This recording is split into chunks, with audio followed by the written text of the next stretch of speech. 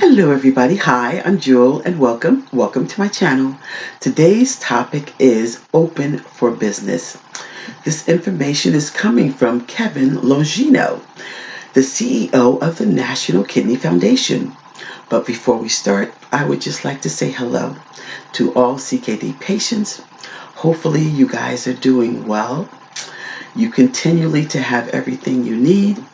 It is April 30th, and for many of us, we have been in place for all of April and some of March. And hopefully, we are coping. Our health is stable, our families are doing well.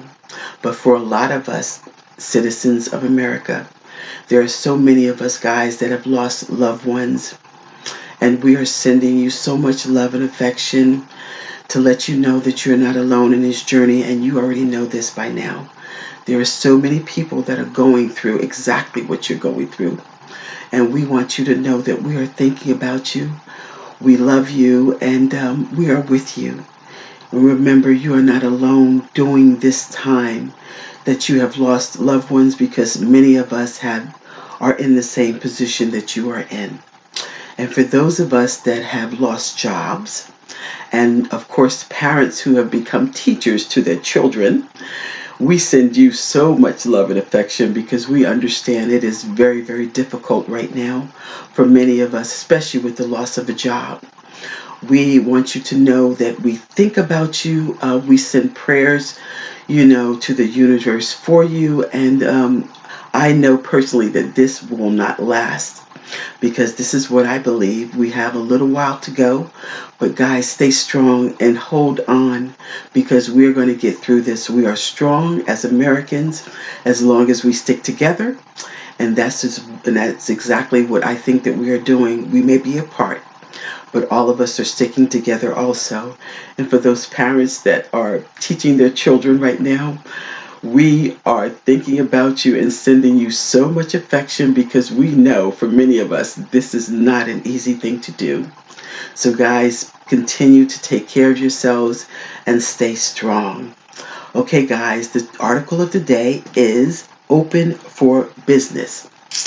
What does lifting COVID-19 restrictions mean for kidney patients?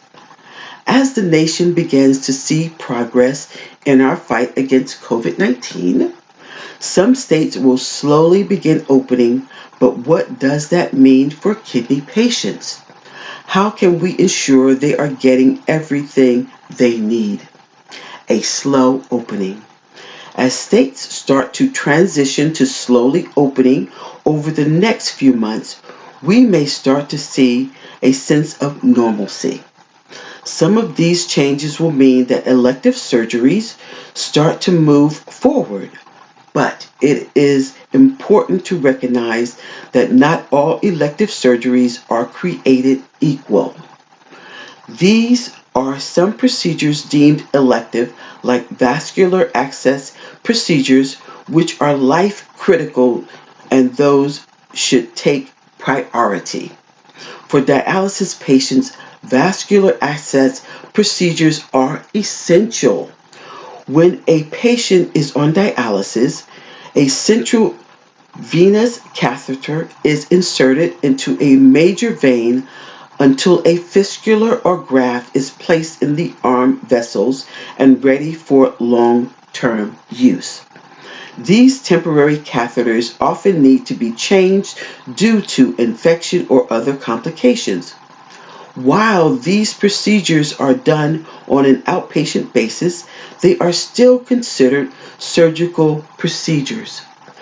Placement of long-term vascular accesses, including fistulars, grafts, and peritoneal dialysis catheters placed in the abdomen, cannot be delayed, and neither can surgeries needed to correct any complications related to these accesses.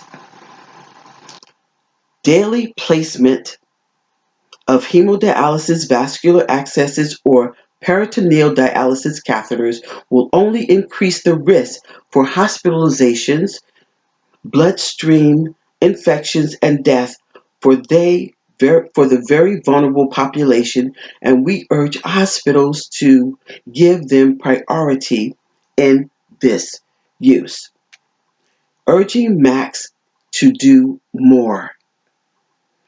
Many patients have been reaching out to us indicating they have had a hard time securing greater than 30-day supply of immunosuppressant drugs that transplant patients need to take daily.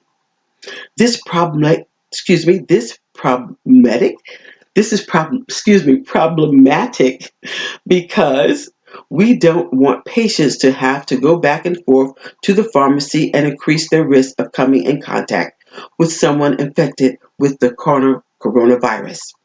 But it's also because the Centers of Medicare and Medicaid Services, CMS, have already said extending prescriptions for a drug that is reasonable and necessary is allowed in a series of letters sent this week to the nation's Medicare Administration contractors, MAC, which manage the day-to-day operations of the Medicare program. NKF advocated that they allow kidney patients to receive 90-day supplies of their Part B drugs. This extended supply permits a transplant patient who is at an increased risk for developing life-threatening complications from COVID-19 to reduce the number of visits to pharmacies and hospitals and ensure an uninterrupted supply of these life-saving medications. NKF also requested that MACs exercise their authority to pay for ground ambulance transportation for end-stage renal disease patients. As of right now, we're tracking reports of patients being denied access to non-emergency medical transplant through their state Medicaid program if they are positive with coronavirus or have respiratory symptoms. While this affects only a small number of dialysis patients, having access to ground ambulance transport to dialysis appointments can be life-saving.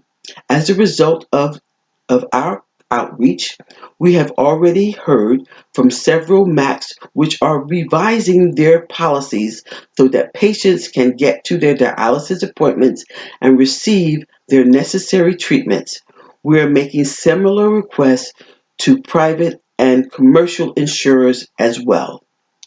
Okay, guys, as you see, Kevin Longino is talking about kidney patients right now that are being denied access to ambulance and transportation if they have COVID-19 or if they have symptoms of respiratory issues. And of course, the National Kidney Foundation and other organizations are saying right now that that is not a right thing to do. It is unethical to treat kidney patients in any way different than anyone else, and that these procedures should be corrected. And also for those of us with transplants that get immunosuppressant drugs, they are advocating that we get a 90-day supply instead of the 30-day supply that they always give. And I have to tell you that even during this crisis, I have only been getting a 30-day supply. No one has said anything about advocating for this 90-day supply. So I'm going to talk to my pharmacist about this to see if I am eligible for a 90-day supply. And also, you need to talk to your pharmacist and insurance agent to see if you are eligible for a 90-day supply of your immunosuppressants if you are a transplant patient. Okay, guys, this article is open for business, and it is from Kevin Longino, the NKF CEO. And if you like this video, please like, share, and subscribe. And as always, I am sending you so much love and affection from myself, a fellow CKD patient, to all of you. And of course, as you see, we are not alone in this journey, guys. We are not. There are so many organizations and people, as you see, the CEO of the National Kidney Foundation has kept us abreast of what's going on in the community and has been advising us all through this COVID-19 pandemic. And for those of us that are, of course, doing dialysis 3 or 4 times a week, we think about you greatly, and send you so much love also, because we know that you are out there, in the thick of things, trying to do your treatment. So, guys, the only thing that we have to do, of course, as CKD patients, is always be compliant with our doctor's orders. Always listen to the CDC, of course, during this pandemic. And always, guys, no matter what is going on in our lives, we have to stay positive and we have to stay hopeful, because we have to know that one day all of this shall pass and we are going to go back to regular life. And for those of us that are having a hard time coping, staying indoors and feeling so antsy, you need to know that you can always reach out. The National Kidney Foundation and all the other kidney foundations have a mentoring program. If you need to talk to someone, they are available for you to talk to and willing and able. So you do not have to feel that you're alone going through this crisis, that there are so many people out there willing to talk to you, myself included. So, guys, take care of yourselves, and I will see all of you on the next video. Bye.